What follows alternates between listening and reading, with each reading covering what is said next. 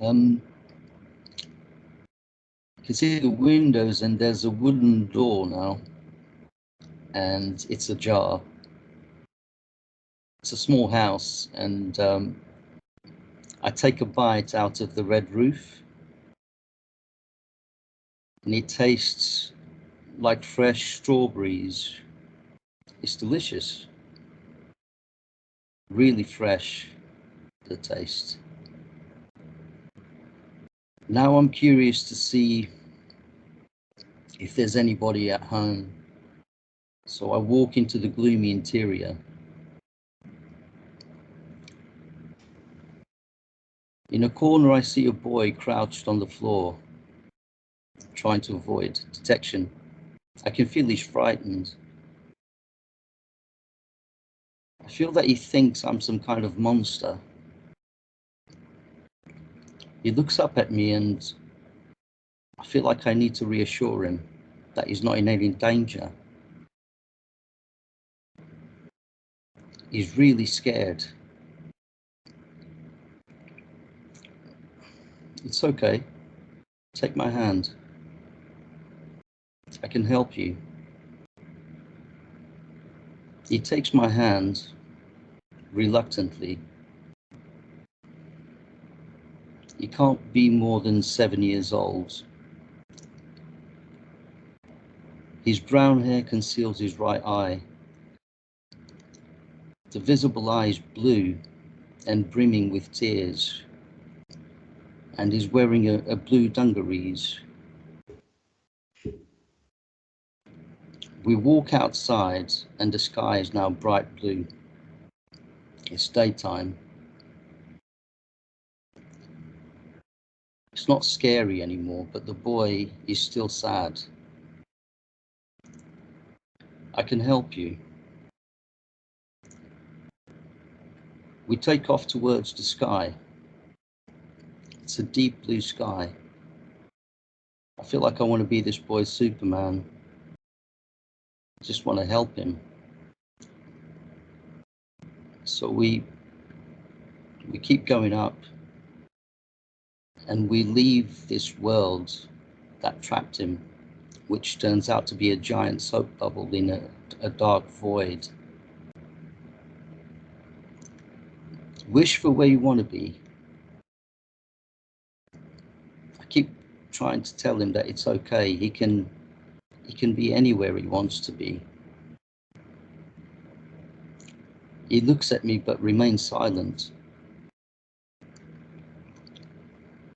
We are flying towards a bright blue light now. Our skin turns blue as we approach the growing light. It's a portal of some kind.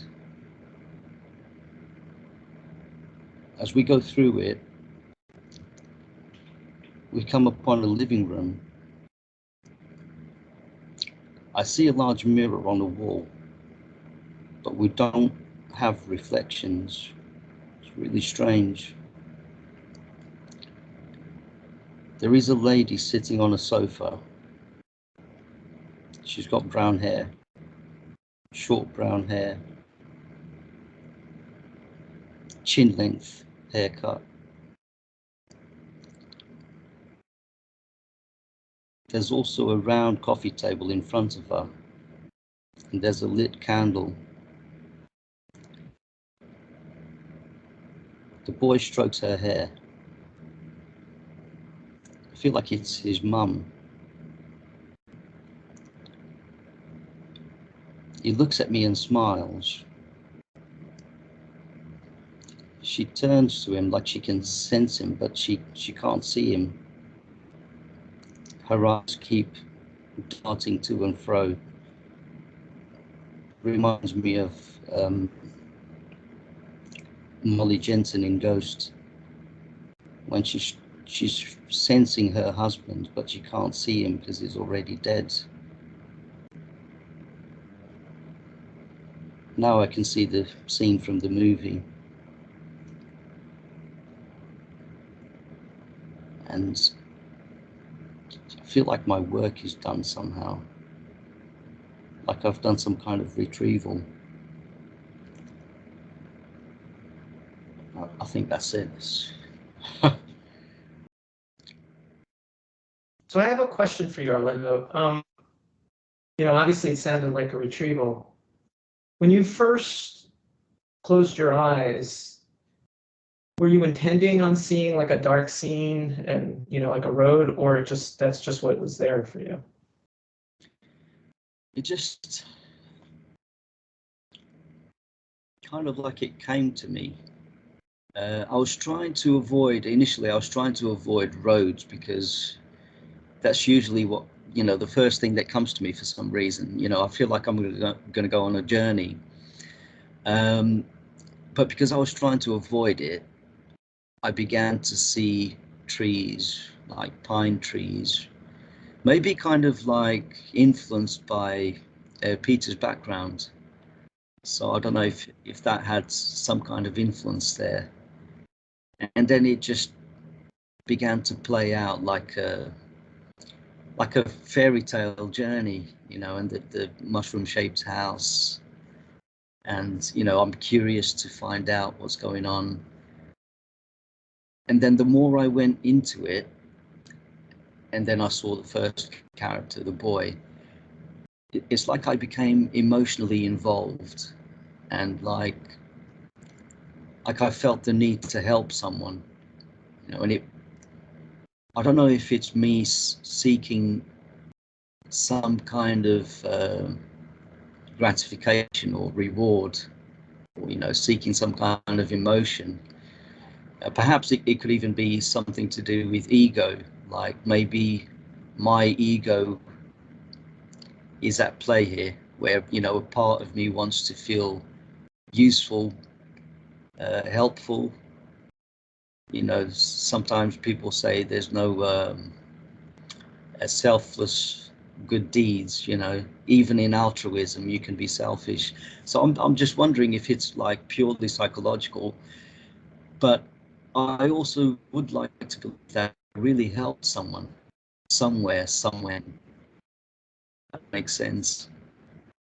And real quick, has that ever happened to you in a visualization? I know that you said that you did a retrieval once, but it was more like a projection. It was in a lucid dream, yeah. Yeah, in a dream. That was my only retrieval in a lucid dream, really.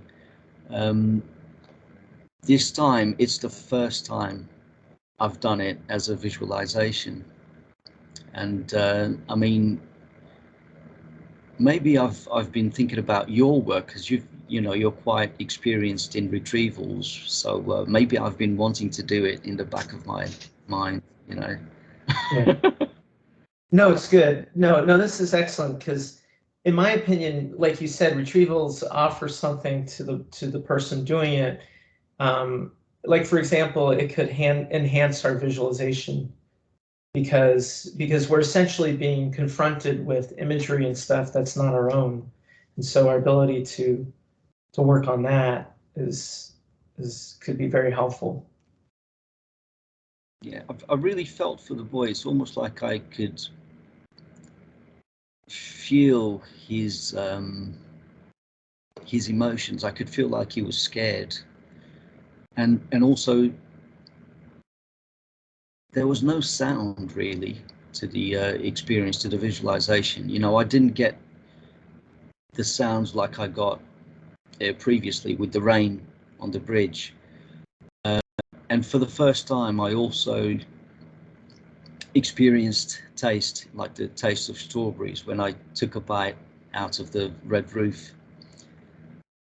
So yeah, that was different. That was new for me. I feel like I could really develop this, and I feel like it could be really useful in trying to when people are trying to diet, for example, and they like the taste of something so much and they can't help themselves. I feel like you could use this to refrain from eating cakes, chocolate, sweets, and I feel inspired by what Peter said as well, because he was talking about developing all these sensations, all the senses included, sight, hearing, everything basically, touch, and yeah, I think it's inspiring, really. I think most people walk around like they're zombies. They don't really uh, um, know the potential they have.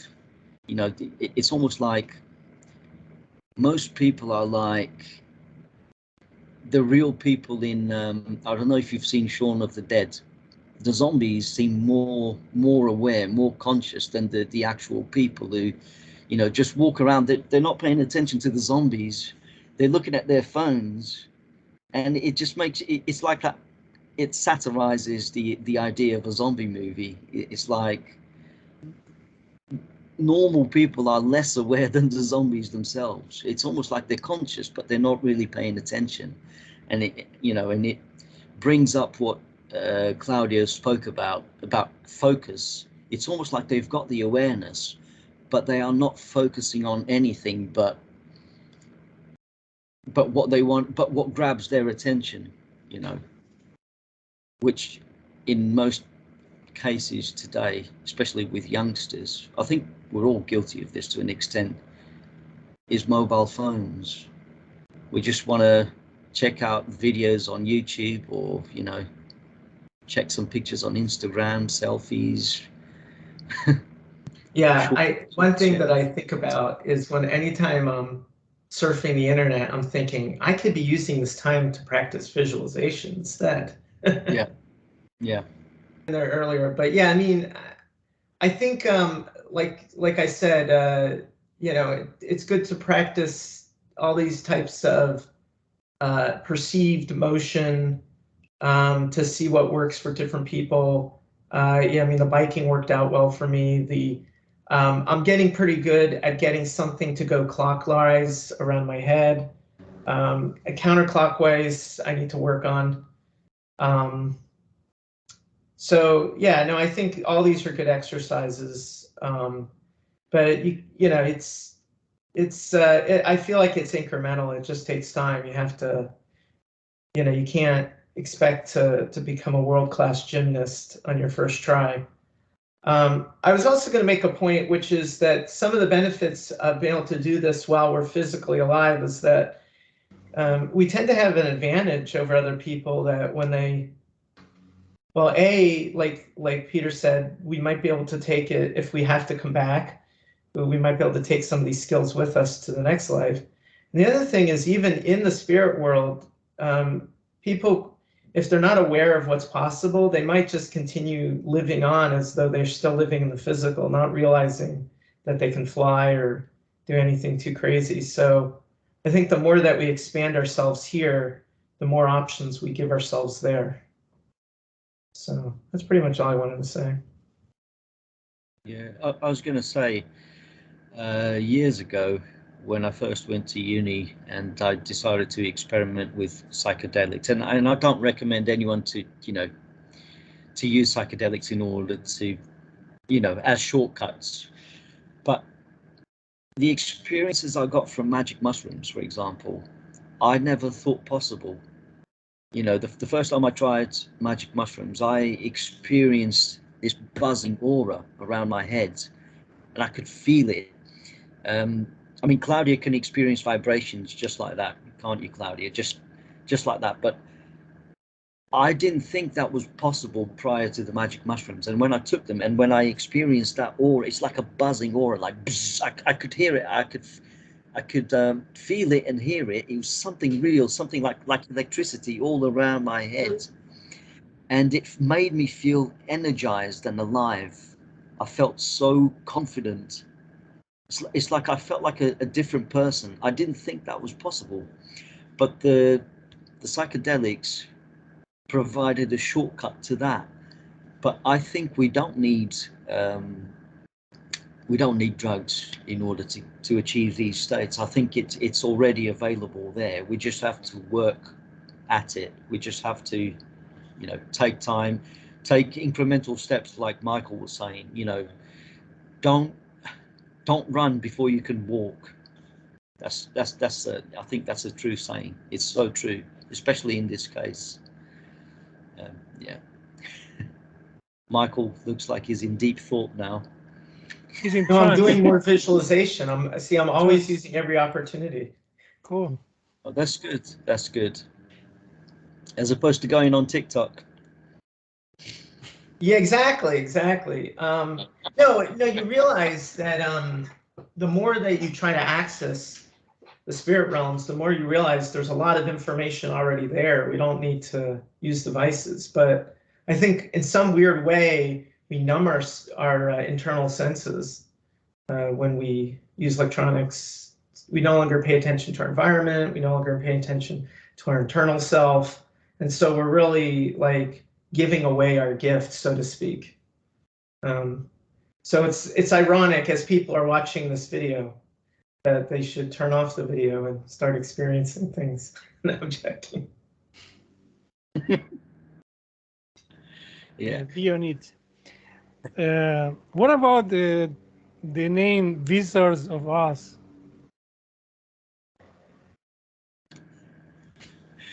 Not bad, right?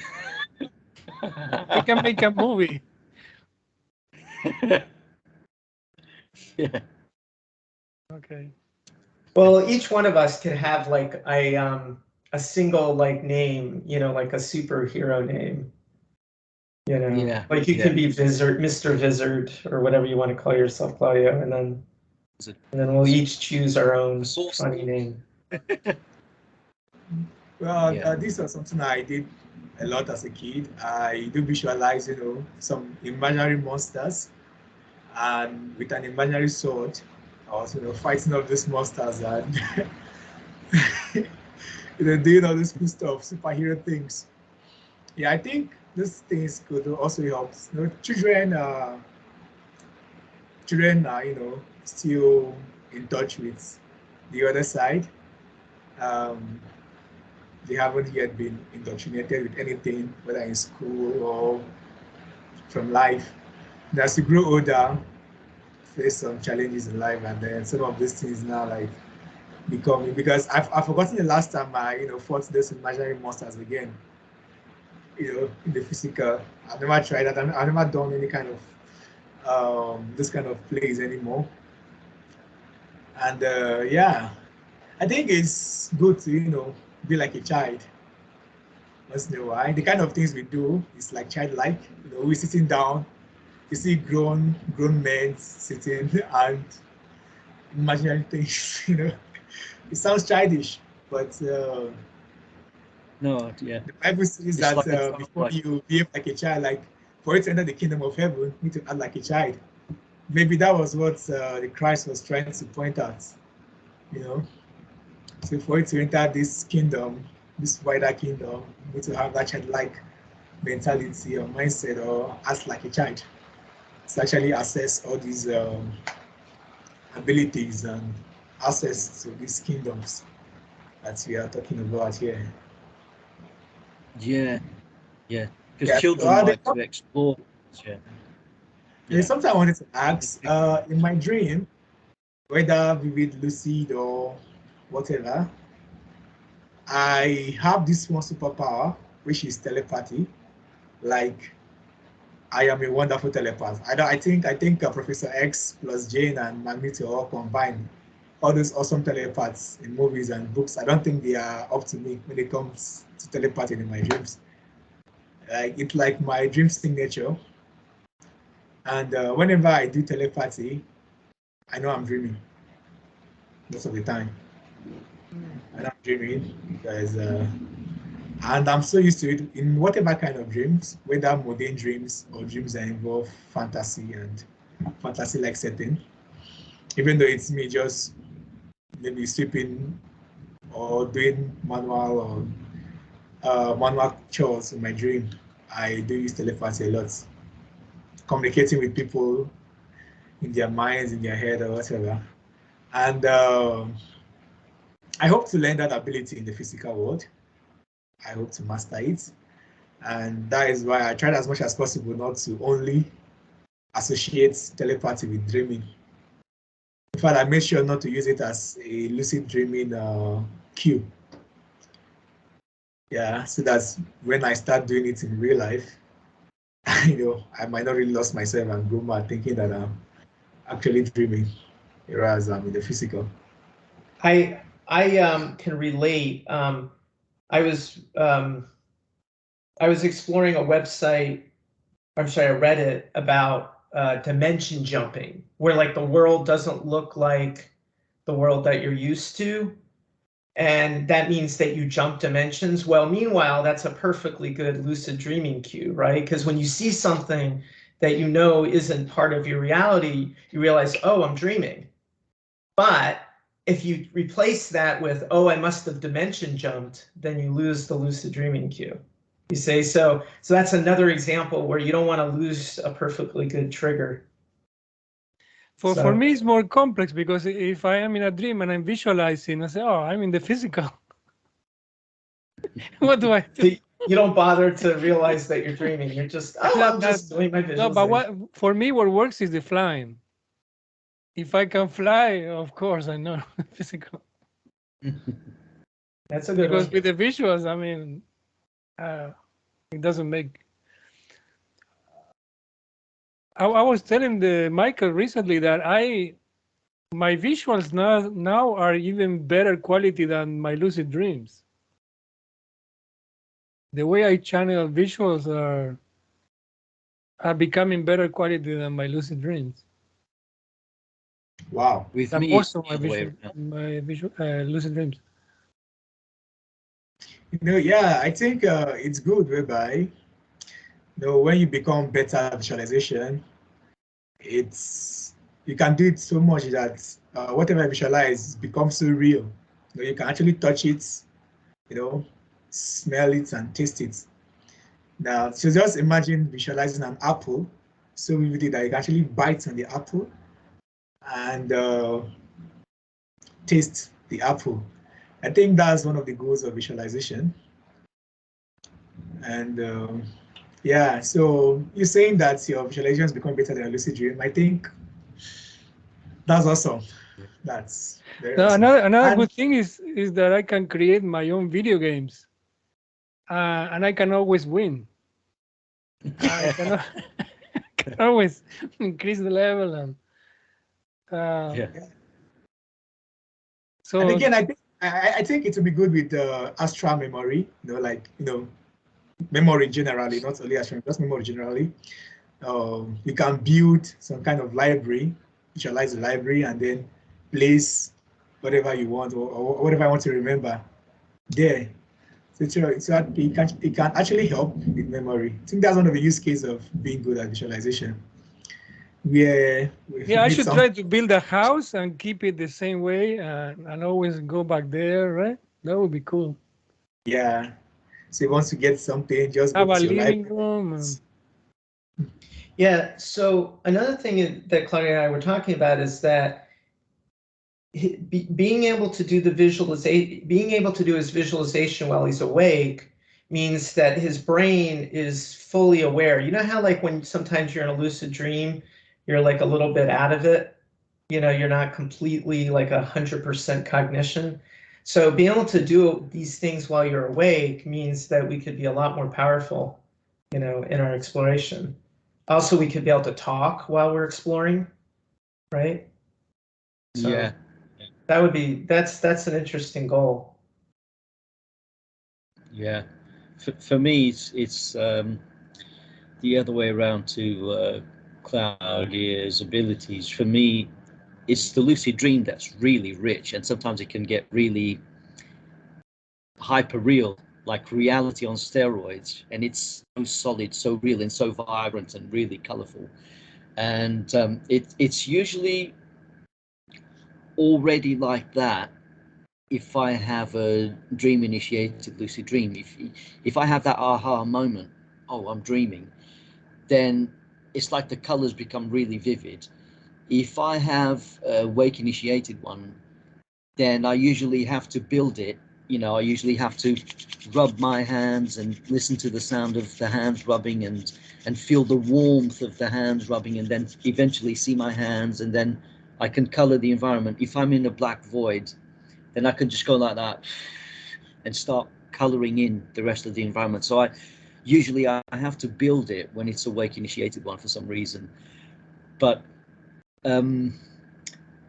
I'm yet to achieve that kind of richness when I'm doing visualizations. And don't get me wrong, it feels quite realistic, but not as realistic as lucid dreaming does to me.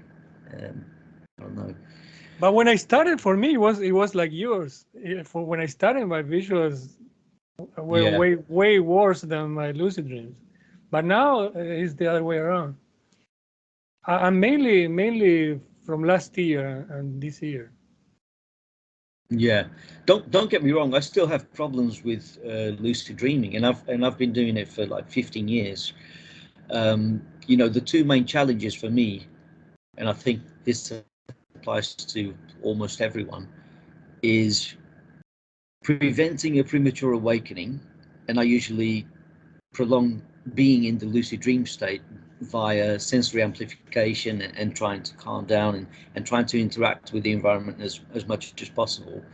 And then the other challenge is to not lose lucidity. So sometimes I try to narrate my actions. I tend to verbalize what I'm doing in the lucid dream, and then once in a while, you know, like right now I see that cup, I'm picking up the cup, I'm dreaming, you know. So I try to maintain that lucidity, and obviously I try to watch out for dream characters that tend to act like tricksters. They try to make you forget that you're dreaming. For some reason, sometimes I get those characters. They try to convince you that it's not really a dream, that it's really happening, and sometimes they pull you into some kind of plot. So I tend to watch out for that, and I try to be critical, try to be logical, as you know. I try to maintain my critical thinking, if that makes sense. You know, I try to not lose it. I try not to lose myself in absurdity, you know, and believe in absurdities. It's like you have to, you know, we were talking about bizarre thinking in lucid dreams, you know, like what Alan Worsley was saying when he had this experience of leaving his body, you know, because he was trying to measure his brain in the lab. His dream body was still attached to the machines, and you know, you could see the plugs and everything. And then he went outside the building, and it was raining, and he knew he was dreaming, but for some reason he thought, I have to go back inside, otherwise the equipment's going to get damaged. Right. And it wasn't until he woke up that he realized, hold on a minute, why was I worried about the equipment? That equipment was made of dream stuff. It was actually dream equipment. It wasn't the equipment of the real world. So why was I worried about the damage? So it's really weird. I think our minds fluctuate, and we tend to, the mind is so free that it can explore even outside logical thinking. It can adopt an infinite number of perspectives. It doesn't have to think logically, and I think that's why in Zen Buddhism they have the concept of koans. I don't know if you've heard it. Koans can be absolutely absurd, but some, you know, and they can be paradoxical. But you know, it could be like someone saying, "Oh, it's really hard to get that person to do nothing," you know, and that creates a paradox. How can you do nothing? But it's supposed to make you realize thinking isn't the be all and end all. You can, you know, you can experience fantasies, you can experience realms that don't have to follow a strict set of rules. You know, you don't have to, it's like when you're dreaming, you don't have to act as though gravity is real. You can step outside, you know, jump out the window and just carry on, you know, go over the balcony and just carry on walking on air, you know, without falling. Does that make sense? I have many dreams that I was showing off to other characters in the dream, and I started to levitate and float. And I say, hey guys, you cannot do what I'm doing. I was feeling that not everybody can do that. Oh, yeah, try. I was a lot of dreams. I was saying, try it. I mean, you can do it. You should do it. Try to float. If I can do it, I was saying, if I can do it, you can do it. Did it happen to you guys? Yeah. In my own case, you know, there's this lucid dream I had where I tried to fly, and since my mind was still conditioned with this physical realm, probably due to watching a small view, I wasn't good at flying. It was as if I was learning how to fly in the lucid dream. I will, you know, go up, then after a few minutes, I'm back to the ground. They run for a while, I'm up in the air again, then after a few minutes, I'm back. So my flying was not smooth. It was like someone learning how to fly, and it was quite fun and exciting. I had a lot of fun then, you know. Before then, the other lucid dream I had before then, I didn't fly with. I was actually flying, but I felt I was being carried by the wind. So I felt I was being carried by the wind. It wasn't me doing it; it was the wind. So I think mindset also plays along with it. So if you still go on with this mindset from these limitations into a lucid dream, it might be difficult for you to do some of the awesome things that is capable there. Oh, you reminded me of something. Another thing that I've done a lot of times, I'm in a dream, right? And I see some sheet, something that I can grab, or a big towel or something like that, and I grab it for whatever reason. I don't know how I can make it like a parachute. So I go like this, and I fly with that, like a sail. And I did it a lot of times. Or sometimes a big umbrella. I have a big umbrella, and I point the umbrella in some direction. I start flying with the umbrella. See, my problem is I fly so much in my dreams that flying doesn't even trigger that I'm lucid dreaming. Like I just accept it as fact, and it's no big deal. And so it doesn't even occur to me that I'm actually dreaming. Well, but try to fly in the physical and try to remember that you cannot fly in the physical. That's right. Yeah. I keep trying to jump out of third-story building, and I keep falling in my head. No, I think somebody said that too. That try to fly in the physical. Oh, I can't. Jump. Okay, so I need to reinforce that. Yeah. But see, I kind of like the idea when I'm dreaming, when I'm flying in the dream, because then it just feels liberating. So even though I'm not aware that I'm dreaming, it's kind of like, see, it wasn't so bad. You can fly. You just have to work at it. I was going to say, also to prolong lucid dreams, when you feel yourself back in bed, the first sensations tend to be phantom. They're not actually, you're not actually back in bed. So you could actually roll over and out again, or like an out-of-body experience, or you can grab a nearby object and it turns out to be a dream object. I remember Michael Roduga having this, telling me about this lucid dream he had, and he was talking to this old bearded man, and then suddenly he felt himself back in the body, back in bed, but he could still sense the presence of the old man. So he grabbed his beard and he pulled the beard really hard, and he pulled himself out of body again, and he carried on, lucid dreaming. So I was thinking of another way. I was thinking of, if I'm in a dream and I'm about to wake up, go like Spider-Man and shoot to the walls so I can get traction and stay in the dream. Like the webs. Like Spider-Man. No, stay, let me stay. Yeah, that's it. Yeah, Alindo, I wanted to say something concerning your visualization exercise from the beginning of the meeting. When we began and you asked us to, we began I felt I won't stay long from the very beginning. Coming to that mushroom house, I just had this feeling that I won't stay long here. I don't just know how. And in my own visualization, it was like a mushroom planet, mushrooms everywhere, mushroom houses everywhere, mushroom mansions, mushroom skyscrapers, and whatever. That's brilliant. Yeah, so I just felt that, okay, I won't be here for long. And my feet didn't touch the ground of that planet. I was floating throughout. And even the house, the little mushroom house was not that so little to me. It was a bit higher. So I had to even fly up and, bite from the roof. So, and then even entering the house, I think the child was a bit scared that, seeing someone floating. I don't know, maybe that was why he was scared. And when you mentioned leaving the planet, I was like, wow, I said it, yeah, I'm to leave.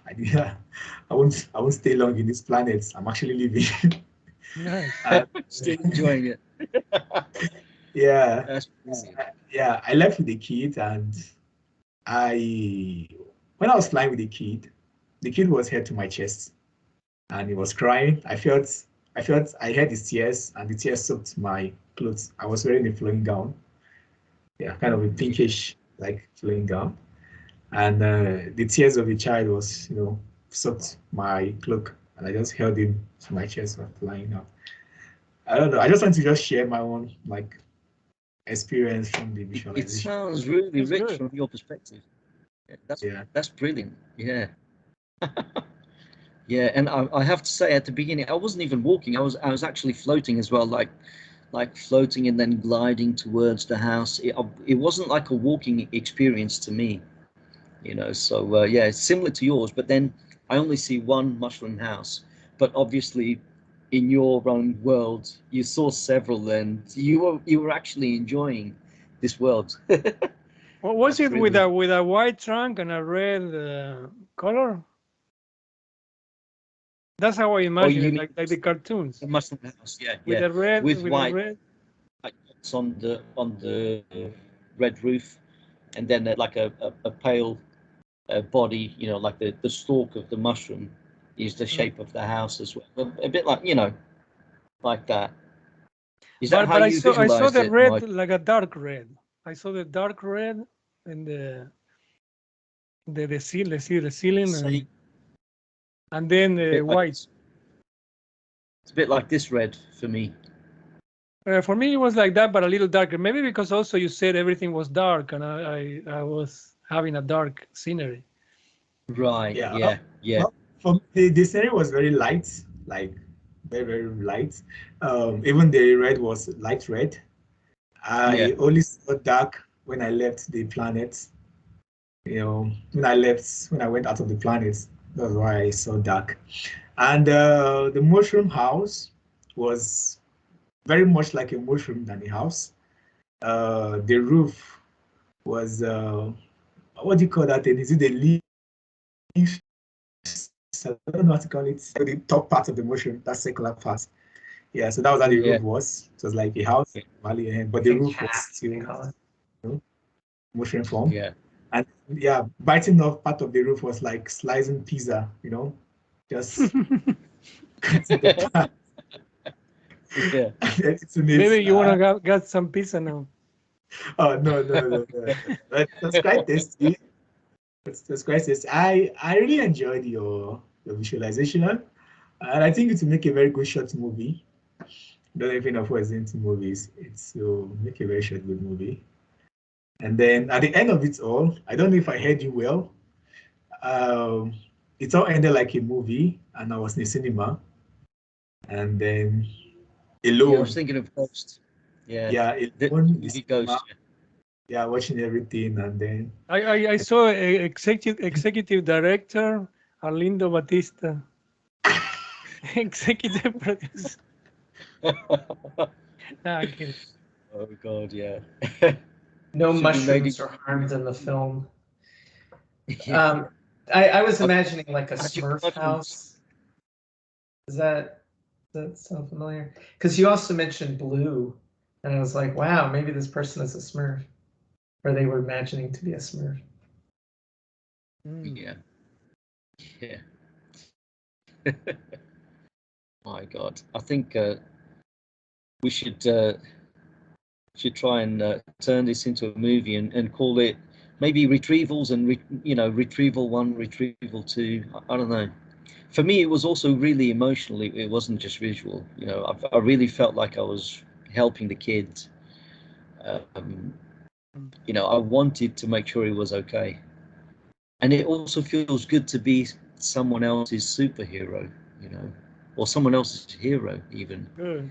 You know, it's like a boost. It's like, yeah, Well, who I'm knows? useful. Maybe you'll see them again in a dream. Maybe. And next time maybe he'll talk, maybe he'll say thank you, or, you know, he might even explain what's happened. I mean, what do you guys think of that?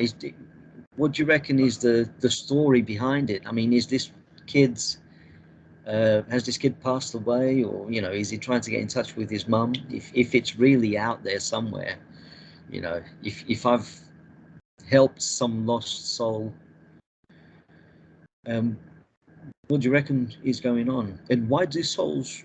I think, Michael, you'll probably be able to answer this more, because you've been doing several and for a long time. So why do you think souls get lost? Why do you think they can't find their way? Do they get trapped in thinking? I think there's a fair bit of, during life, there's a fair bit of fragmentation. Anytime there's a trauma, the mind fragments into two. And so when a person passes away, maybe their main part gets, you know, to where it needs to be, but the other fragments are kind of left behind. And each one has to find their way home. And some of them are just stuck in a state of fear or whatever, and that lower vibration. And if they're low enough, then helpers from a higher plane can come down and rescue a lot of these fragments. But if they're very, very low, they're near the physical plane, the helpers can't, most helpers can't reach those lowest planes. And so that's where people like us can help, because we can easily connect with the lowest vibrations.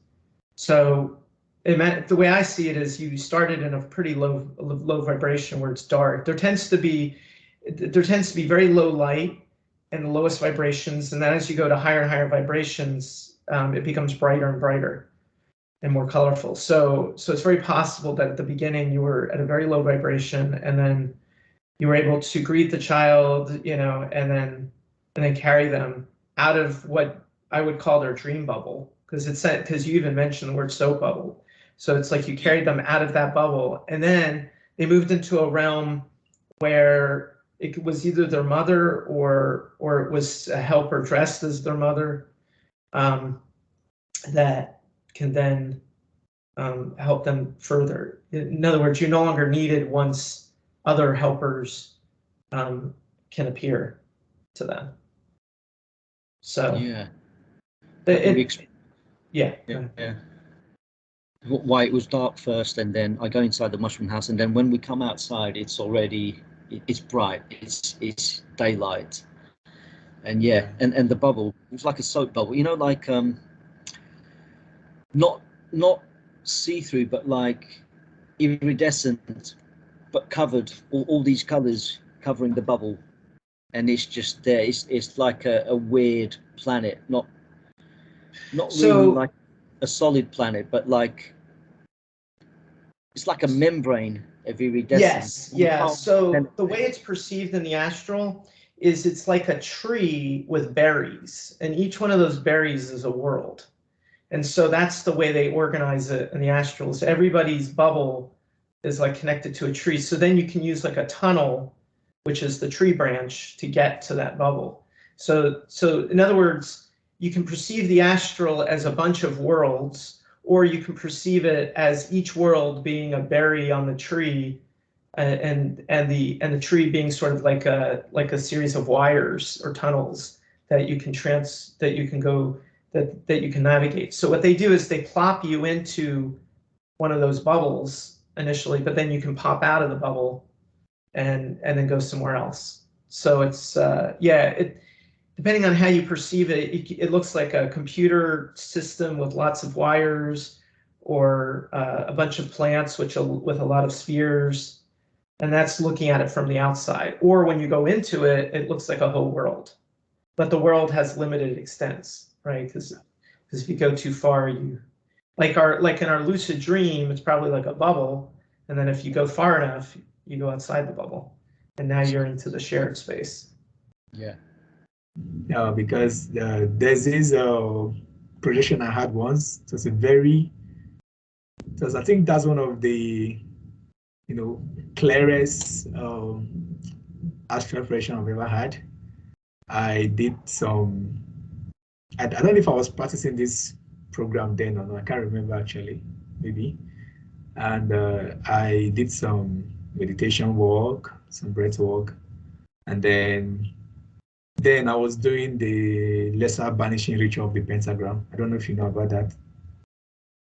No. Okay. I did it daily back then. It's a very nice ritual. It helps for maybe banishing and protection and some other stuff. But I was doing it mainly to feel presence of God around. So after doing that, I went to bed that morning, and then I saw myself spontaneously out of my body. It was very vivid, very clear. Like, that was when my faith more and belief in astral projection became, stronger, because it was surprising seeing yourself on the bed. Like, I've never had that experience before. It was mind blowing. Sometimes you stumble upon it. Yeah. Sometimes you don't expect it. It just comes to you. Yeah. Yeah. So just there, I saw myself. I was sleeping peacefully. I was like, wow, so this is me. And my surrounding was exactly the same, like it usually was. And I just went out of my apartment, flew around, explored. I didn't do anything much. I didn't plan it. I didn't try to do anything. I was just like, should I say, still in the zone within the earth. I don't like leave the earth zone. So I just like explore around my surrounding, then wheeled myself to go back to my body. Yeah, my first out of bodies was when I was 6 years old. I remember, I think I have probably around 7 by that time. But the ones I remember the most was one that I stood up and I wanted to open the door of my bedroom to get out, and I couldn't. I was trying to turn it and I couldn't. And then I turned back and I saw my body sleeping. And at that time I said, what's going on? Why I cannot open this door? How come I see myself there? And the other one I think happens like at least twice. It's like I was flying backwards towards the window and seeing the building from outside. So I seen the window of my bedroom from outside the building. I did that like a couple of times. And even recently, I have dreams where I see that the same building I was living at that time. I see it from the sky, let's say. I see the roof of the building. I still see it sometimes, the building. Yeah. Yeah. I think all of us tend to have like these experiences at an early age, really. I also remember having out-of-body experiences and lucid dreams as a kid, but I didn't know the names, what to call it, the terminology. It was just happening to me. And I do remember my first one, the first time I had the impression that I had been outside my body. It began from a false awakening, and I was in my house, and it, the environment was really vivid, and I felt like something was coming for me. So these men came through the walls, and they were completely naked and white, like albino men, but their eyes were really weird. They had these deep blue eyes, like they could see right through you, and they kept smiling at me like a malicious smirk, and they chased me around the room, and then they grabbed me, and then I tried to scream, but one of them pressed my navel, and my voice was like I couldn't scream anymore because they were pressing on my navel. And then I was wrestling with them, and one of them got so frustrated with me that he picked me up and he flung me across the room towards the wall, and I went through the wall, and I came upon like the living room of my house at the time, my childhood home, and I'm coming from the top part of the wall near the ceiling, and I'm falling towards this dark-haired woman holding a little boy, and I'm falling towards them on top of them, and then before I know it, I wake up and I look up, and it's my mum, and she's got dark hair, and yeah, and I remember that to this day so clearly. It's my first instance of an out-of-body experience. First, I had the experiences, and then I found out what it was. Because when I had the experiences, I didn't even know what an astral projection was. When I started reading, then I realized, oh yeah, this is what I had.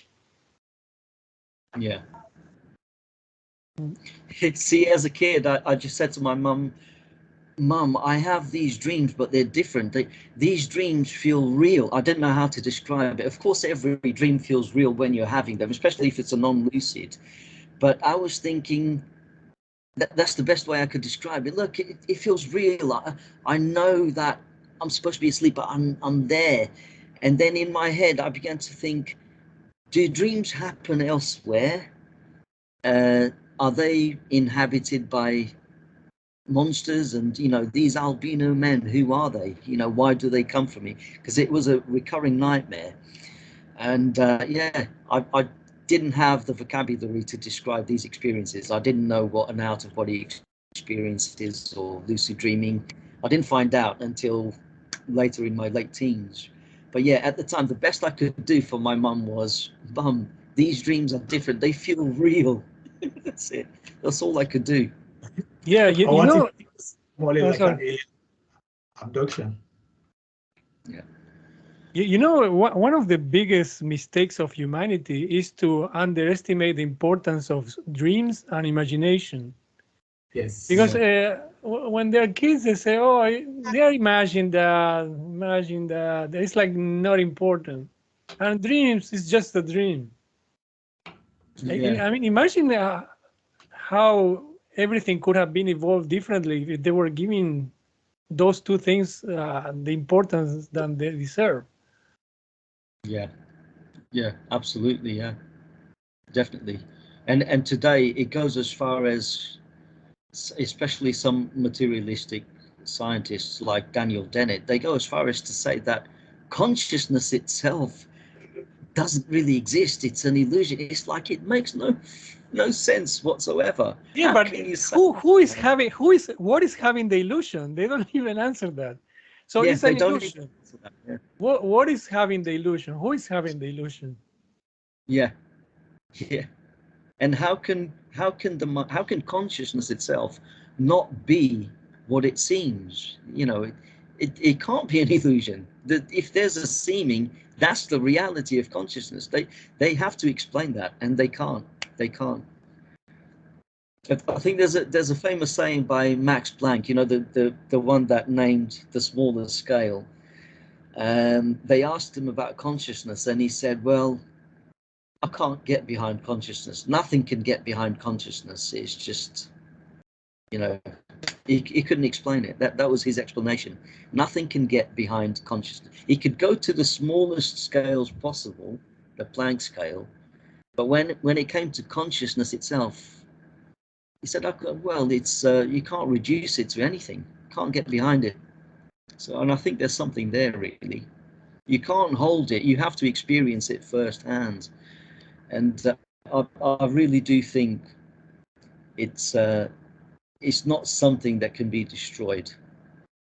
I know, Peter, you were saying about physical immortality. I don't really think we need that. I think there's always something there that survives, that never goes away. So yeah, they don't have an explanation for everything anyway, and certainly you can't get something conscious from just non-conscious elements. I could build something really complex and with feedback loops just built on dominoes, and that's not going to get me a conscious being. Imagine like a robot made of dominoes, and it's self-referential. You know, the dominoes keep flicking and moving, touching one another, and it makes this moving. This is something that I've just came up with just now. So the robot is moving because there's a system of dominoes moving like all around, but there's no experience there. It's just cause and effect in this reality construct. You know, it's not really it's hard to explain, but it's not really experiencing anything. You know, it's not producing any type of experience. It's not aware of itself nor the environment. They're missing something. They're definitely missing something there. Well, So you wouldn't know because you are not them. And probably if you want to feel like them, you can transfer your consciousness inside those machines or inanimate objects yourself to actually feel them and actually know what they feel, if they are aware or not. There are numerous exercises for that, where you can actually transfer your consciousness to any part of your body or to any object or to any plant or animal. You share whatever experience that plant or animal is sharing.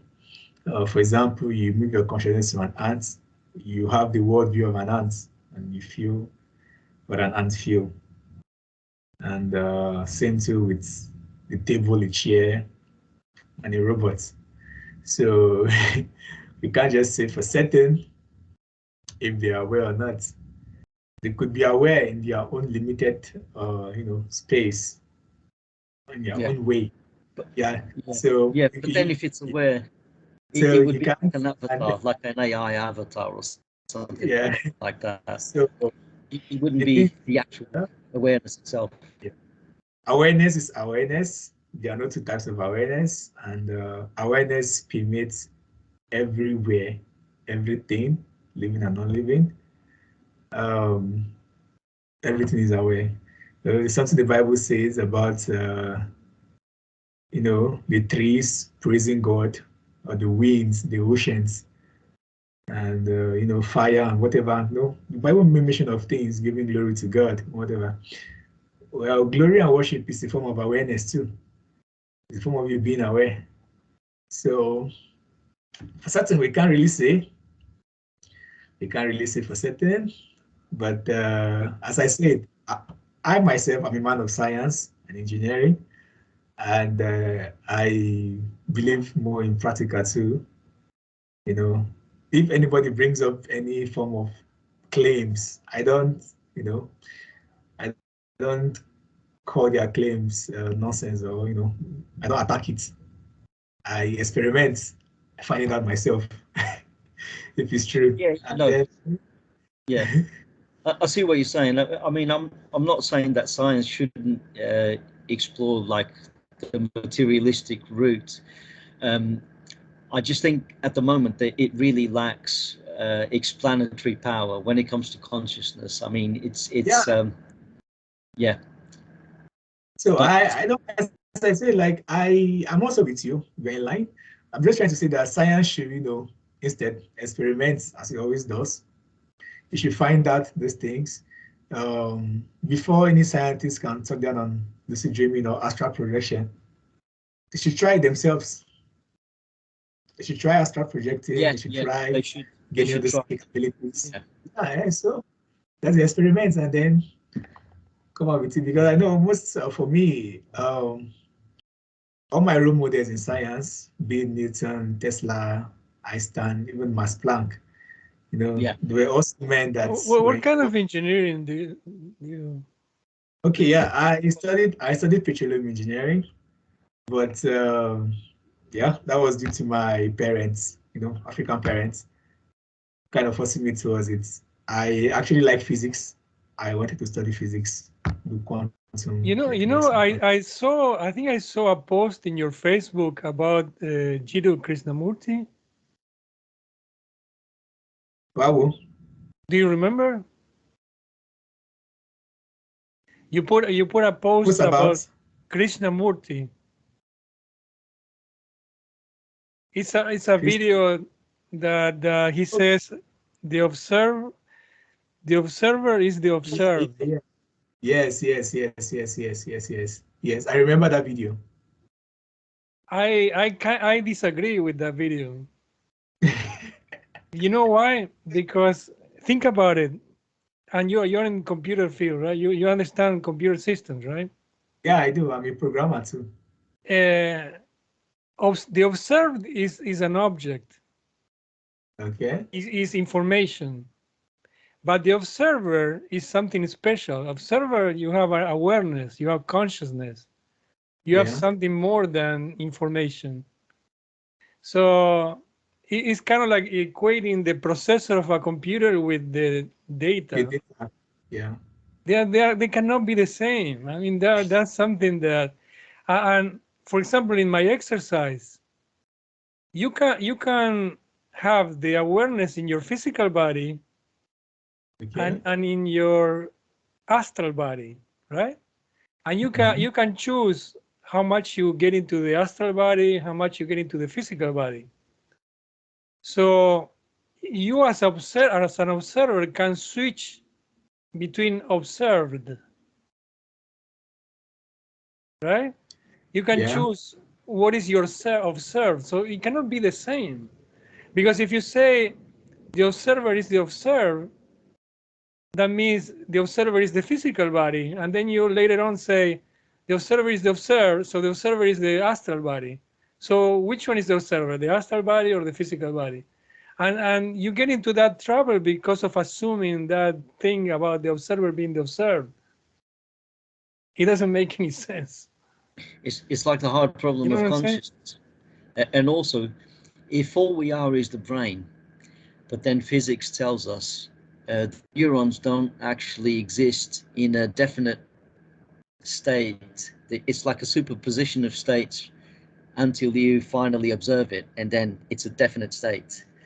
Well, if the neurons are not there to begin with, how can they ever produce consciousness to begin with? It seems like it's the conscious observation that collapses the structure of the brain. And I'm not saying that the brain doesn't do other things. I'm not saying that the brain isn't some kind of system, and I'm not saying that it doesn't enable you to have certain cognitive abilities in order to observe the rest of the world. But when it comes to awareness itself, there's a mismatch. Consciousness, my intuition is that consciousness has to be prior to any kind of structure, including brains and neurons. Well, I think we can close it because Peter had some issues with his battery. Michael is gone. Yeah. So anyway, have a good rest of the weekend. And you too, Claudia. Take care, and thanks for the. Maybe we can chat. I mean, I don't know, during the weekend or during the week. Yeah, no, definitely. Okay, have a good one. I'll keep in touch, and I'm sure I'll see you before Christmas anyway. So. By the way, I was just thinking before. I was saying I would do 2 before the end of the year. But I'm thinking if I'm gonna have 3 videos from this one, that's gonna almost cover. So maybe it's gonna be 1 before the end of the year. Maybe we can do like an end of the year. Yeah, why not? Like a Christmas one or something. But I don't think it's gonna be too many the rest of this year. Maximum, I would say 2. But most likely 1 or 0. But most probably 1. Yeah. Just to say the. Something about the holidays or whatever. Yeah, so have ready the Santa Claus uniform if you do you have it? I'll probably be the Grinch. I'll be like Jim Carrey. You know? No, I think Michael is better with the Jim Carrey one. Michael will be the Grinch. Yeah. I can imagine him being the Grinch. I can imagine him struggling to get up in the morning. He's like, leave me alone. I don't care about Christmas. Yeah, that'll be Michael. I don't know. Anyway, take care. Have a good one. You too. Cheers. Thank you very much. No, thank you too. Bye. No problem.